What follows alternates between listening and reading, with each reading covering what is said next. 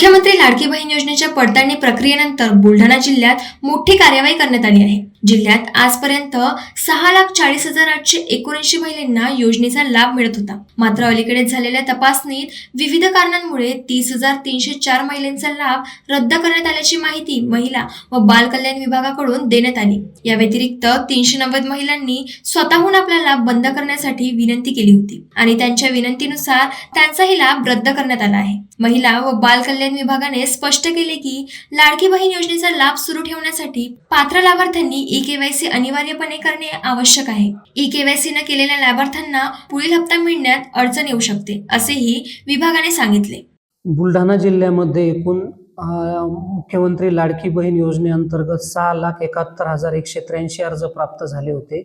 त्याच्यापैकी छाननी केली असता 6,40,879 अर्ज हे मंजूर करण्यात आले आणि त्यांना लाभ देण्यात येत होता।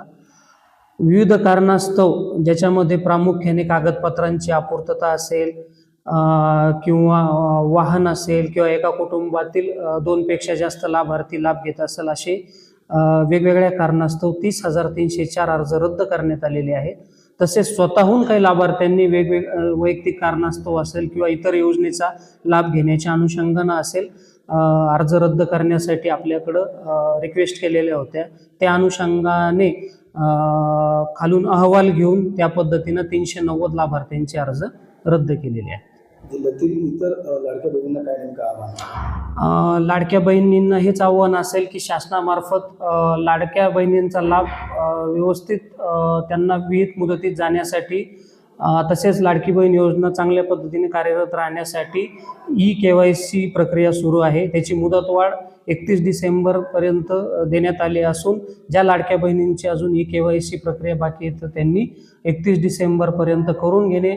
तसेच ज्या लाडक्या बहिणींना वडील किंवा पती हे मृत्यू पावलेले असतील किंवा घटस्फोट झालेला असेल किंवा इतर कारणामुळं त्यांना ई-केवायसी अडचण येत असेल यापैकी कारणामुळं, तर त्यांनी विहित नमुन्यामध्ये अर्ज अंगणवाडी सेविकेकडे जमा करावा। सोबत त्याचे मृत्यू प्रमाणपत्र असेल किंवा कायदेशीर जे प्रमाणपत्र असेल तर ते अंगणवाडी सेविकेकडे सादर करावे आणि केवायसी प्रक्रिया पूर्ण करून घ्या।